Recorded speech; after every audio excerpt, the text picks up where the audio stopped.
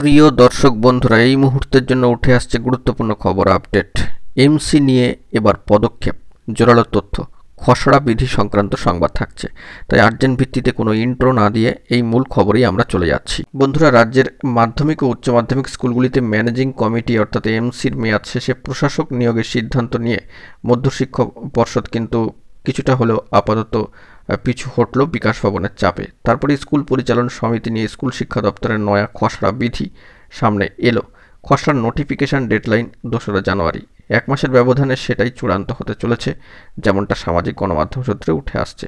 ওই বিধিতে বলা হয়েছে যে স্বীকৃত স্কুলগুলিতে উন্নততর শিক্ষা ও প্রশাসনিক কাজকর্মের স্বার্থে মেয়াদ পূরণের আগেই মনোনীত কমিটির সভাপতি ও শিক্ষায় আগ্রহী ব্যক্তির অর্থাৎ পার্সন ইন্টারেস্টেড ইন এডুকেশন বা পিআইই মনোনয়ন প্রত্যাহার করা যাবে।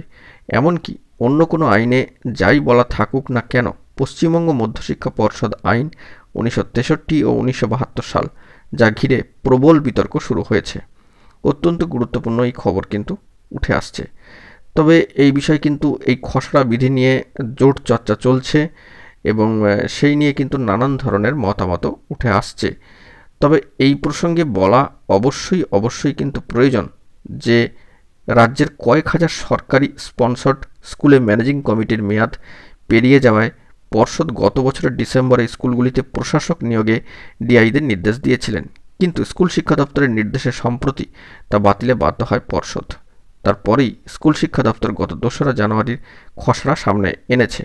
যদিও পর্ষদের শীর্ষকর্তারা এ ব্যাপারে কোনো মন্তব্য করতে চাননি, নীরব বিকাশ ভবনও। প্রসঙ্গত উল্লেখ্য, রাজ্যের 9,655টি মাধ্যমিক এবং 6,771টি উচ্চ মাধ্যমিক স্কুলের মধ্যে 75% কিন্তু স্পন্সর্ড স্কুল। এই বিষয়ে এই বড়সড় খবর আপডেটটা কিন্তু এই মুহূর্তে উঠে আসছে।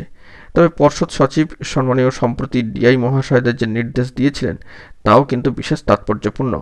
তো সেই দিক থেকে ডিআই সাহেবদের পাঠানো বিজ্ঞপ্তিতে তিনি লিখেছিলেন, রাজ্য জুড়ে পর্ষদের স্বীকৃত স্কুলগুলি স্বচ্ছ কার্যকরী পরিচালনায় আপনাদের ধারাবাহিক সহযোগিতা ও সমর্থনকে ধন্যবাদ জানাই।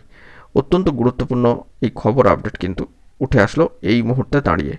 অর্থাৎ বলা যেতে পারে স্কুল শিক্ষা দপ্তরের খসড়া বিধি এবং নানা ধরনের খবর আপডেট কিন্তু উঠে আসলো এমসি নিয়ে। আমরা জানি যে আপার প্রাইমারির নিয়োগ জয়েনিংয়ের ক্ষেত্রে অ্যাপয়েন্টমেন্টের ক্ষেত্রে এমসির ভূমিকা, এবং সেই দিক থেকে বর্তমান সিচুয়েশনে দাঁড়িয়ে যে সমস্ত পরিস্থিতি তৈরি হচ্ছে তার নিরিখেই খবর আপডেটটি কিন্তু অত্যন্ত গুরুত্বপূর্ণ এবং আপার প্রাইমারির সাথে কিছুটা হলেও কিন্তু রিলেটেড।